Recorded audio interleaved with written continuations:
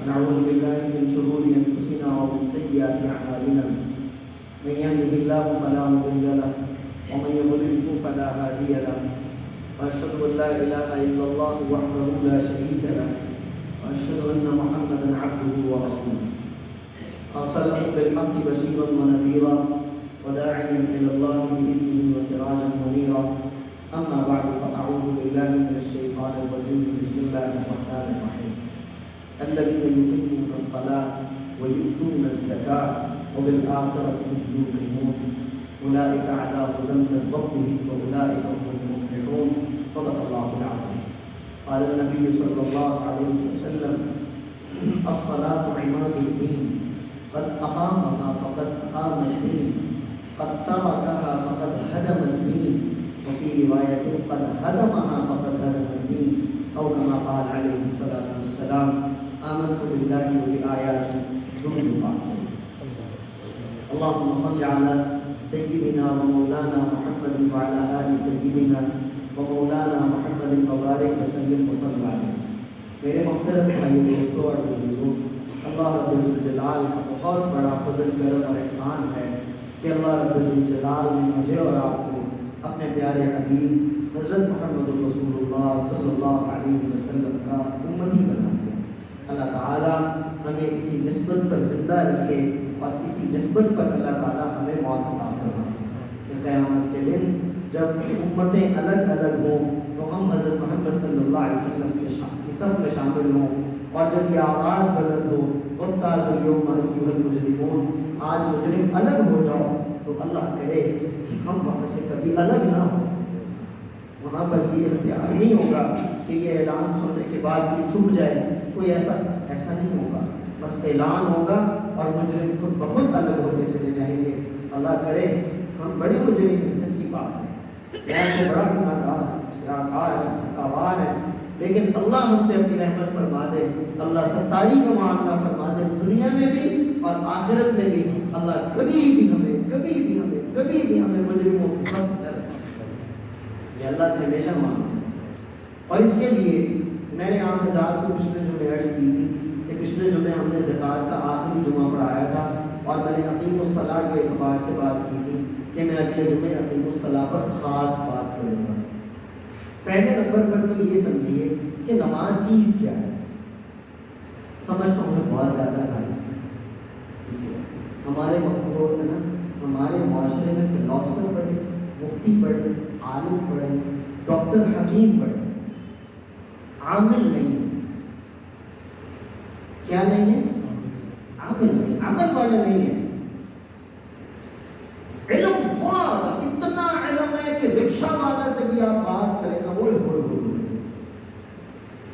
وہ بھی لگتا ہے یار چھوڑو ڈاکٹر کو اسی سے جو ہے نا کوئی دوا شوا پوچھ لو، چھوڑو عالم کو اسی سے مسئلہ پوچھ لو، چھوڑو مفتی کو اسی سے مسئلہ پوچھ لو.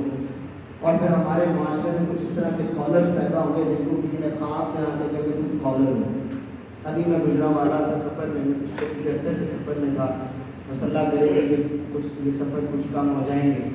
تو گجرانوالہ میں تھا، ایک صاحب کا اعلان ہوا وہاں کانفرنس میں کہ فلاں عظیم اسکالر ہیں اور یہ میں استغفراللہ کسی کی وہ نہیں، لیکن میں حیران ہوا کہ جب انہوں نے کھڑے ہو کے بات کرنا شروع کی تو تمام تر موضوعات ہی میں نے کہا بتاؤ تو بھائی ایسے کرتی ہے. تو میں نے بات کرنی تھی اقیم الصلاۃ پر. نماز ہے کیا؟ نماز تقاضا کیا کرتی ہے؟ سب سے پہلی بات، نماز اس چیز کا صرف نام نہیں ہے کہ میں آؤں اللہ اکبر سبحانک اللہم وبحمدک تبارک اسمک وتعالی جدک ولا الہ غیرک الحمدللہ رب العالمین الرحمن الرحیم، تلاوت، رکوع، تسبیح، سجدہ، جلسہ. یہ شکل نماز ہے. یہ کیا ہے؟ شکل نماز. آپ حضرات نے بھی یہ لفظ سنا ہوگا، کئی بزرگ بھی اپنی قوم میں کہ یا اللہ ہمیں نماز کی حضوری نصیب فرما. سنا یہ کیا؟ یا اللہ سجدوں کی حضوری نصیب فرما، یا اللہ ہمیں سجدوں کی راحتیں نصیب. یہ کیا ہے؟ یہ کیسے میسر ہوتی ہے؟ اقیم الصلاۃ میں بات کر رہا ہوں. دو چیزیں ہوتی ہیں، ایک ہوتی ہے نماز کا پڑھنا، ایک ہوتا ہے نماز کا قائم کرنا. ایک ہوتا ہے نماز کا پڑھنا اور ایک ہوتا ہے نماز کا قائم کرنا، اہتمام نماز کو نماز کا قائم کرنا کہتے ہیں۔ اہتمام نماز میں کتنی چیزیں شامل ہیں، اس پہ توجہ رکھیے گا۔ اہتمام نماز میں سب سے یہ پہلی چیز کیا شامل ہے؟ فرائض نماز، جو 7 بار میں 6 اندر کے جن کو کہا جاتا ہے کہ جگہ کا پاک ہونا، کپڑوں کا پاک ہونا، جسم کا پاک ہونا، نماز کا وقت ہونا، قبلے کی طرف منہ کا ہونا، نیت کرنا، یہ ساری چیزیں اہتمام نماز کے اندر شامل ہیں۔ لیکن ایک چیز اور ہے، یہ نیت کا ہونا کیا ہے جماعت کی نماز کے لیے۔ میں قیام نماز پہ بات کر رہا ہوں، میری باتوں کو ضائع مت کریے گا، آپ کو پتا ہوگا لیکن پھر بھی اس وقت اس لیے سنیے گا کہ کچھ حاصل ہوتا ہے۔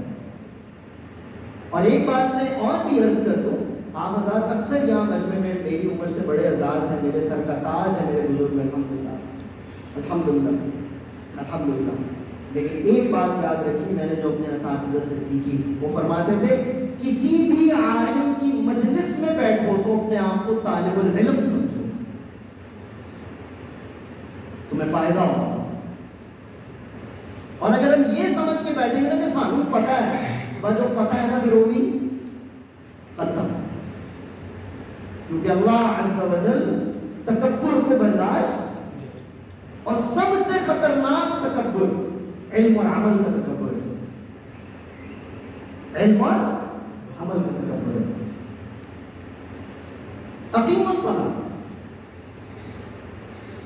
ایک اور آیت سنیں، اللہ تعالیٰ قرآن کریم کے اندر فرماتے ہیں اقیم الصلاۃ وآتوا الزکاۃ وارکعوا مع الراکعین۔ کیا مطلب ہے اس کا؟ رکوع کرنے والے کے ساتھ رکوع کرو، کیا مطلب ہے اس کا؟ میری طرف دیکھیے گا، بزرگ مجھے ملنے کے لیے آئے، سہیل بھائی، جمیل بھائی، شکیل بھائی، کوئی بھی ساتھی ملنے کے لیے آئے، وہ مجھے سلام کر رہا ہوں اور میں اس کو سلام، ہاں جی، اس کو بھی ٹھیک کر رہا ہوں، اس کو بھی how do feel about this? کیسا فیل ہوگا؟ میرے دل میں اپنی بات کر رہا ہوں، میں کسی کی بات نہیں کر رہا ہوں، میں اپنے آپ کا مکلف ہوں، اپنی بات کا جواب دوں، کسی کا جواب دے نہیں ہوں۔ اور یہ مزاج اپنائیے، یہ مزاج بہت اچھا ہے، یہ مزاج غیبتوں سے بچاتا ہے، یہ جو پیٹھ پیچھے کسی کی باتیں کرتے ہیں نا، یہ اس سے ہمیں بچاتا ہے۔ اور جب ہم اس چیز سے بچنا شروع ہو جائیں گے تو اقامت صلاۃ کا حق ادا کرنا شروع کر دیں گے۔ اگر میں سہیل بھائی سے مل رہا ہوں، سہیل بھائی مجھ سے بات کر رہے ہیں اور میں ادھر دیکھ رہا ہوں، کیا آئے گا ان کے دل میں کہ یار عجیب، بہت بد تہذیب آدمی ہے، آئندہ سے اس کو نہیں ملنا ہے۔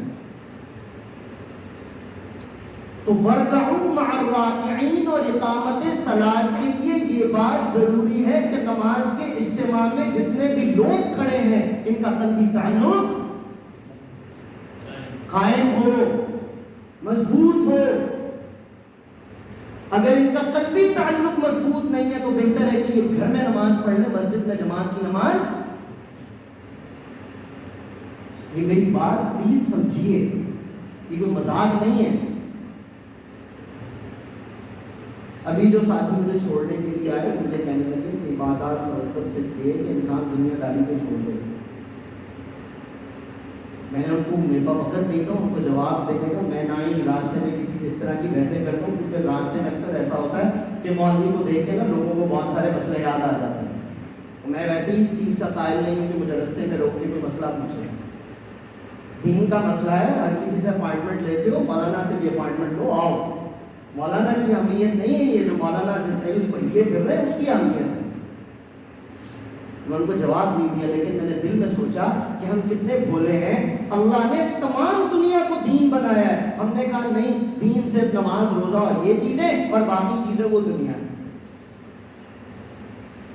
جبکہ ہمارا کھانا پینا، کمانا، سونا، جاگنا، شادی بیاہ کرنا، خوشی غمی کرنا، ہمارے کپڑے پہننا، ہمارا واش روم میں جانا۔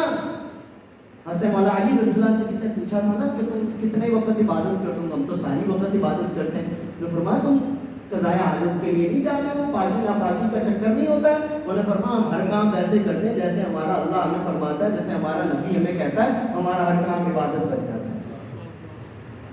ہم لوگ واش روم میں جاتے ہیں نا، واش روم میں جانے کی دعا ہے.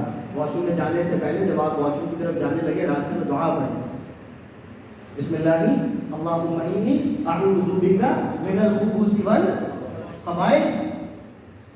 آپ قضائے حاجت کے لیے واش روم کے اندر جیسے ہی باہر آئے نہ قربان محمد مصطفیٰ صلی اللہ علیہ وسلم پر کیا دعا بتائی؟ غفرانک. اور اگر پوری یاد ہو جائے غفرانک الحمدللہ الذی اذهب عني الاذى وعافانی. فرمایا جتنا وقت تم قضائے حاجت میں رہے اللہ اس وقت کے ہر لمحے کے برابر تمہیں نیکی عطا فرماتا ہے. بتاؤ وہ قضائے حاجت کرنا خیر والا ثابت ہوا یا نہیں ہوا؟ ہم فرض نماز پڑھنے کے لیے مسجد میں آتے ہیں لیکن ہمارے دلوں کے اندر قدورتیں اور قلبی تعلق نہیں ہے. کیا فائدہ ایسی نمازوں کا؟ اور ابھی رمضان آ رہا ہے، نبی پاک علیہ السلام نے عام معافی کا اعلان کیا ہے، لیکن 3 لوگوں کے لیے معافی پتہ ہے نا ہمیں، پتہ ہے نا ہمیں، ماں باپ کا نافرمان، شراب کا عادی، اور نمبر 3 بولو سب بولو، پھر بولو ایک مرتبہ، پھر بولو کینہ رکھنے والا شخص. کادیاں نمازاں، کادے روزے، کادے حاجی صاحب، کادے نمازی صاحب، کادے مولوی صاحب، کس چیز کے علامہ؟ آپ اقیم الصلاۃ کا مفہوم سمجھ رہے ہیں؟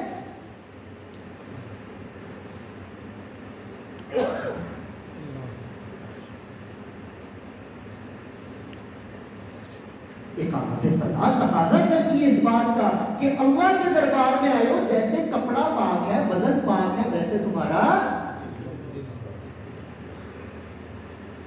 یہ دل کیسی عجیب چیز ہے. آؤ قرآن پڑھو، اس لیے میں اکثر کہتا ہوں قرآن پڑھا کرو، قرآن کا ترجمہ تفسیر پڑھا کرو، علماء کی مجالس میں بیٹھا کرو، اللہ والوں کی مجالس میں بیٹھا کرو. امام الہدیٰ حضرت محمد علی لاہوری رحمۃ اللہ علیہ فرماتے تھے کہ میں نے اللہ والوں کے قدموں سے وہ موتی چنے جو مجھے بادشاہوں کے تاجوں میں نہیں ملے. اور یہاں پہ مجھے اپنے حضرت کا ایک جملہ ہے، ایک تو نا میں کل بھی جگہ پہ بیٹھا ہوا تھا، میں کا کیا چکر ہے بھائی، میں تو بالکل مولی کے برابر بھی نہیں ہوں، کیا بدی کا چوربا، یہ بڑوں کی خیرات لیے کر رہا ہوں اور جھک کے اللہ سے یہ بس التجا کرتا ہوں، اللہ یہ جو آپ نے اپنے حبیب پاک کی خیرات دے رکھی ہے نا، اس سے میری جھولی کو کبھی خالی نہ کرنا. آپ بھی کہہ دیں آمین، کیونکہ اگر یہ جھولی خالی ہوگی تو بھائی پھر میری آپ کی اکٹھوں کی تباہی ہے، کیونکہ میں اس ممبر پہ بیٹھتا ہوں. اللہ مجھے کبھی دین فروش نہ بنائے، اللہ کبھی منہ کا طوطا نہ بنائے. سید عزیز الرحمان شاہ صاحب ہیں، آپ میں سے اکثر حضرات جانتے ہوں کہ تشریف لائے ہمارے پاس، یہاں میں سے نام بھی سنی ایک مرتبہ. سید عزیز الرحمان شاہ صاحب وہ میرے پیر بھائی بھی ہیں، میرے عزت سے بھی وہ بھی بیعت ہیں. تو میں رات ہم بیٹھے ہوئے تھے تو میں نے ان سے عرض کی، میں نے کہا کہ یار ایک بات سے نا استاد جی میں بڑا خوش قسمت ہوں. تمہارے لگے وہ کیا؟ میں نے کہا میں اس بات سے خوش قسمت ہوں، اللہ تعالیٰ کا کروڑوں شکر ہے کہ مجھے آج تک اپنے اساتذہ کی باتیں میمورائزڈ ہیں.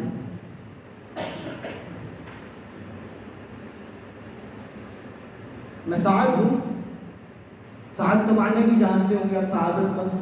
الحمدللہ اللہ مجھے اسم با مسمہ بنا دے. تو میرے حضرت کا مجھے جملہ یاد آ گیا. ہمارے حضرت یہ بات عوام کو نہیں کرتے تھے، علماء کو کرتے تھے، کیونکہ علماء میں علم کا تھوڑا سا خمار زیادہ ہوتا ہے. وہ میں فرماتے تھے کہ میرے عزیز یہ جو فتویٰ مت لگائیے گا، بات کو سمجھیے گا، کہ میرے عزیز یہ جو کالے حروف ہے نا، کالے حروف، صفدر بھائی، یہ جو کالے حروف ہے نا، کالے حروف، یہ تکبر سے بھرے ہوئے، اگر آپ اپنے آپ کو کسی اللہ والے کے ساتھ نہیں جوڑیں گے، کسی اللہ والے کے قدموں میں بٹھا کے اپنے آپ کو نہیں مٹائیں گے تو یہ تکبر بنے رہیں گے، نور نہیں بنے گے. یہ چھوٹا جملہ نہیں ہے. اور پھر ہمارے حضرت ایک جملہ فرمایا کرتے تھے علماء کو، کن کو؟ وارثان انبیاء کو، کہ میرے عزیز سڑک پر بیٹھے ہوئے بھنگی کو بھی اپنے سے اچھا سمجھو. سڑک پر بیٹھے ہوئے بھنگی کو بھی اپنے سے اچھا سمجھو. اگر میں مولانا سعد جالندھری دامت برکاتہم العالیہ سڑک پہ بیٹھے کسی بھنگی کو اپنے سے ہلکا سمجھوں، اس کو گالی دوں، اس کو دھتکاروں، اور آگے آپ کو میں بھاشن دوں، آگے میں بڑی اچھی آواز میں قرآن پڑھوں، آگے میں بڑا اعلیٰ خطبہ کروں، بڑی میں فلسفی اور علوم سے بھرپور تقریر کروں، اللہ کی قسم قیامت کے دن یہ سب کچھ میرے منہ پہ مار دیا جائے گا.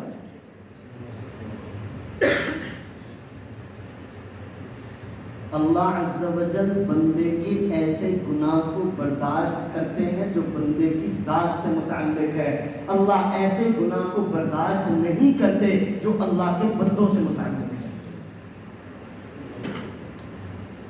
حبیب صاحب میں صحیح بات کروں. اقامت صلاۃ کا مفہوم یہ ہے کہ جب صف میں آ کے کھڑے ہو تو دلوں کی قدورتوں کو گھر میں رکھ کے آؤ، تاکہ جس وقت یہ 5 وقت کی نماز بالکل ایسے جیسے میں اپنا فون چارج کرنے کے لیے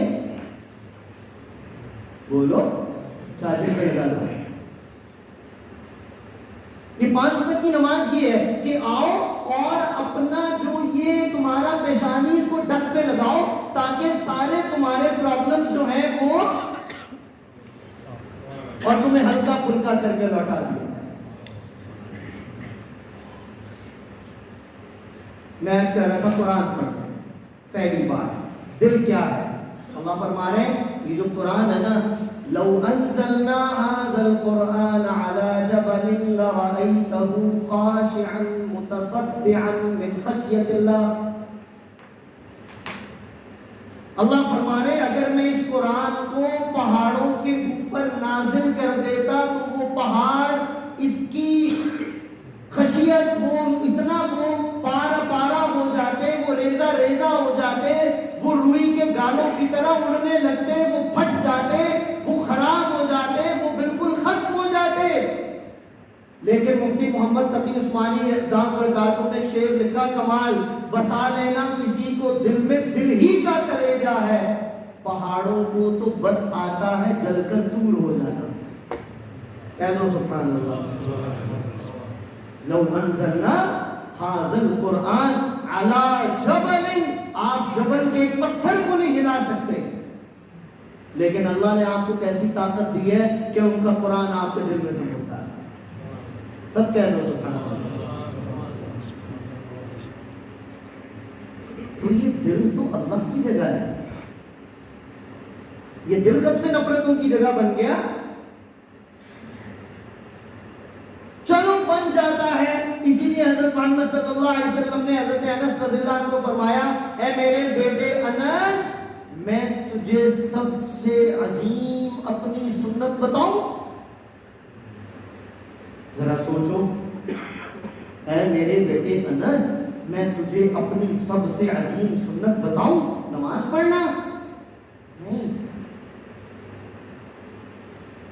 حج کے سفر کی تکالیف کو برداشت کرنا نہیں. جہاد میں اپنی جان کو ہتھیلی پر رکھ کے اعلاء کلمت اللہ کے لیے اپنے خون کو بہانا نہیں. مال کا خرچ کرنا نہیں. صبح اٹھ کے تہجد پڑھنا، سردیوں کی راتوں میں جب پانی ٹھنڈا ہو وضو کرنے کو دل نہ کرے، یہ سنت نہیں. اے میرے بیٹے انس، اپنے دل کو لوگوں کی، کن کی؟ بولو بولو، لوگوں کی نفرت سے پاک رکھنا. وَذَلِكَ مِن سُنَّتِي، یہ میری سب سے عظیم سنت ہے. پتہ یہ چلا یہ پاک ہوگا تو ان کا مسکن بنے گا. کہہ دو سبحان اللہ. اگر یہ پاک نہ ہوا، پڑھتے رہو نمازیں، پڑھتے رہو قرآن، پڑھتے رہو حج، دیتے رہو زکاتیں، لیکن اگر لوگوں کی محبت دل میں نہ آئی تو اللہ کی محبت دل میں اتر.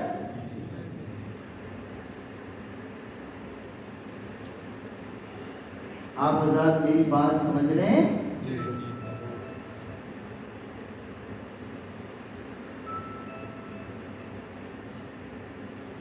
جب بیانات برائے سماعت ہوتے ہیں تو پھر تبصروں کی نظر ہوتے ہیں، اور جب بیانات برائے سماعت نہیں بلکہ برائے سمجھنا ہوتے ہیں، عمل کی طرف راغب کرتے ہیں۔ اللہ مجھے بھی عامل بنا دے، حافظات میں عمل پہلے سے موجود، اللہ اس عمل میں مزید ترقیاں نصیب فرما دے۔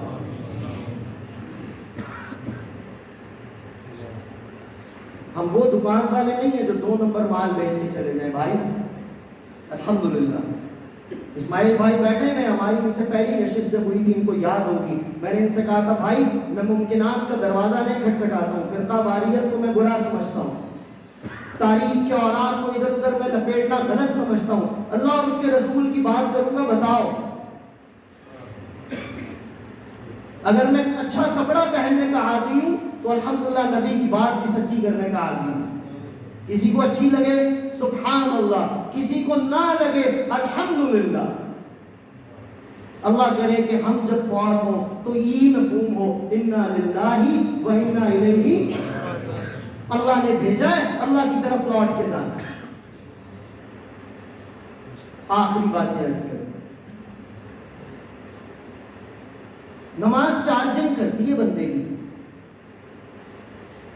پہلے قرآن سنیے، پھر اس قرآن کی دلیل پر حدیث سنیے۔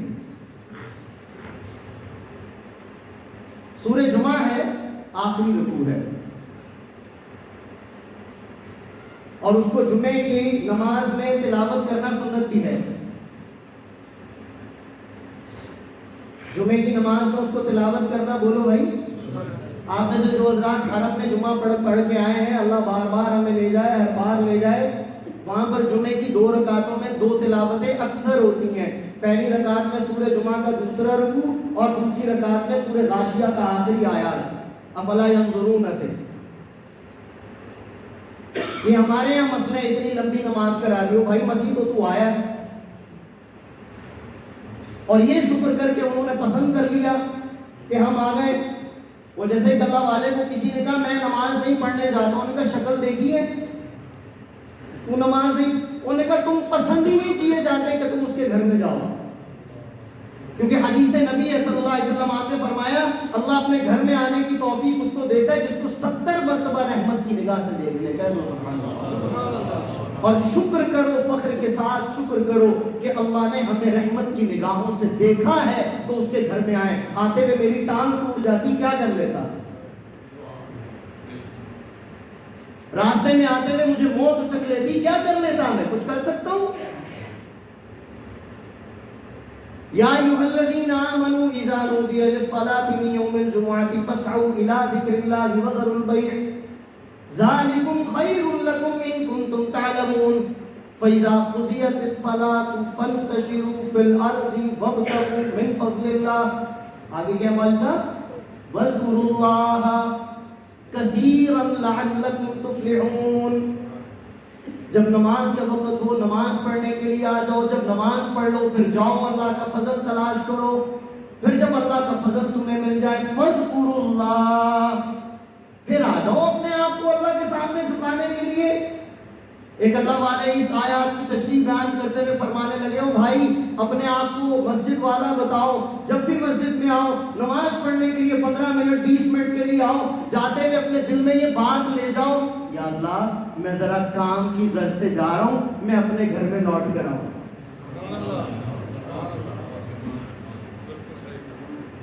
یہ جذبہ کیوں پیدا ہوا؟ اللہ کے نبی علیہ السلام نے فرمایا المؤمن فی المسجد کالسمک فی الماء، مومن تو مسجد میں ایسے جیسے مچھلی پانی میں۔ اگلا بھی حصہ سنا دوں، فرمایا المنافق فی المسجد کالطائر فی القفص، منافق مسجد کے اندر ایسے جیسے پرندہ پنجرے کے اندر۔ اللہ ہمیں مچھلیاں بنا دے، بلند آواز سے اللہ کے نبی علیہ السلام نے فرمایا اگر تمہیں اپنے آپ کو پرکھنا ہے نا کہ تم مومن ہو یا نہیں تو تمہیں کسی سے سرٹیفکیٹ لینے کی ضرورت نہیں ہے۔ مسجد میں بیٹھو اور دیکھو کہ تمہارا دل مسجد میں کتنا لگتا ہے۔ مسجد میں بیٹھو اور دیکھو کہ تمہارا دل مسجد میں کتنا لگتا ہے. اگر تمہارا دل مسجد میں لگ رہا ہے تو تم حالت ایمان میں ہو. اگر تمہارا دل مسجد سے بھاگنے کو کر رہا ہے تو پھر اپنے ایمان کی فکر کرو. میں پھر وہ بات کہوں گا کہ بیانات برائے سماعت نہ ہوں، تبصروں کی نظر ہوتے ہیں. اور میں کہا کرتا ہوں ان المبصرین کانوا اخوان الشیاطین، یہ فضول کے تبصرے کرنے والے شیطانوں کے بھائی ہوتے ہیں. آخری حدیث سنیے، بات ختم کریں. میں نے آپ کو بتایا کہ دنیا کماؤ پھر آ جاؤ اللہ کے گھر. یہ جو میں حدیث آپ کو بیان کرنے لگا ہوں یہ تقریباً 12 سے زائد صحابہ سے روایت ہے. کتنے صحابہ سے؟ 12 سے زائد. اور اگر کوئی حدیث 3 صحابہ سے زیادہ سے روایت ہو جائے نا تو اس حدیث کا ضعف ختم ہو جاتا ہے. ایک نام لیتا ہوں، باقی صحابہ بھی ہیں. یعنی ایک اس حدیث کے راویوں میں ایک صحابی بڑے ہیں. خلفائے راشدین میں ایک صحابی، تیسرے خلیفہ نبی دو عالم صلی اللہ علیہ وسلم کے دور داماد حضرت سیدنا عثمان غنی رضی اللہ تعالی عنہ سے یہ روایت ہے. نبی دو عالم صلی اللہ علیہ وسلم نے فرمایا کہ جو شخص فجر کی نماز مسجد میں جماعت کے ساتھ پڑھتا ہے اس کے بعد وہ اپنے کاموں کے لیے چلا جاتا ہے. اگر اس کی آنکھوں سے کوئی گناہ ہو جائے، اس کے کانوں سے کوئی گناہ ہو جائے، اس کے اعضاء سے کوئی گناہ ہو جائے، لیکن وہ ظہر کی نماز پڑھنے کے لیے پھر مسجد میں آ جاتا ہے، اللہ اس کے درمیان کے تمام گناہوں کو معاف فرما دیتے ہیں. لیکن اگر فجر اور ظہر کے درمیان میں کسی کو گالیاں بک دی، کسی کی غیبت کر دی، کسی کی چغل خوری کر دی، کسی کو اپنے آپ سے ہلکا سمجھنا شروع کر دیا، کسی کو زور توپ کرنا شروع کر دیا، کسی کو تکلیف دے دیا، کسی کا حق مار لیا، بہن کے پیسے کھا لیے، بہن کے حقوق کو سلب کر لیا، کسی غریب کے حق کو کھا لیا، دکان پہ بیٹھ کے 2 نمبر مال بیچ کے غاصبانہ طریقے سے مال کو لوٹ لیا، ملاوٹ کر دی، یہ سارے کام اگر کر دیے تو تمہارے بدنی گناہ تو معاف ہو جائیں گے، لیکن وہ گناہ جو متعلق بالمخلوق ہیں وہ تب تک معاف نہیں ہوں گے جب تک میں قاری عبدالستار کو کہہ نہیں دوں گا یا قاری عبدالستار میرے سے جو تمہارے متعلق کوئی غلطی ہوگی اللہ معاف کر دے. تو بھائی یہ اپنے اوپر ہم سب قرض اتاریں گے انشاءاللہ. اللہ ہمیں اقامت صلاۃ صحیح طریقے سے ادا کرنے والا بنا. واخر دعوانا الحمدللہ.